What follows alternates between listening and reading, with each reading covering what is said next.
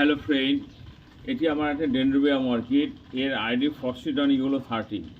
এটা generally February March মাসে ফুল দেয় এবং ফুলটা আপনাদেরকে দেখিয়েছি, গত বছর ফুল দিয়েছিল।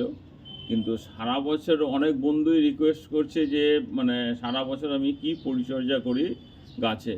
এই জন্যই আজ লং ভিডিওটা করছি যে আমি সারা বছর গাছে কি দেই সেটা জানাবার জন্যই লং ভিডিও করছি।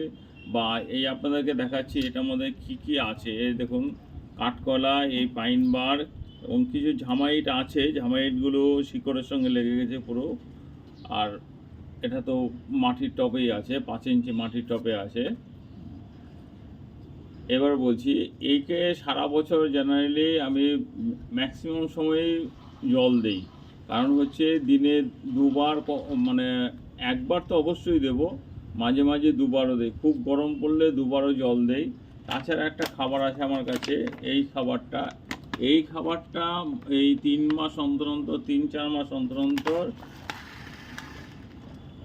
জাস্ট এইটুকু, এই দেখুন, এইটুকু দানা আমি দিয়ে দেবো একে। তাতে নিয়ে নেবে। আর জেনারেলি আমি ফাঙ্গিসাইড বা পেস্টিসাইড খুব কম ইউজ করি অর্কিড গাছে। আমার একটা জানেন গোলাপ বাগান আছে, গোলাপ বাগানে ফাঙ্গিসাইড পেস্টিসাইড সব ইউজ করতে হয়, কিন্তু এইখানে আমি খুব কম ইউজ করি। দরকার হয় না বলতে গেলে। দেখুন আর এই পাতাগুলো আছে কত সুন্দর সবুজ আছে।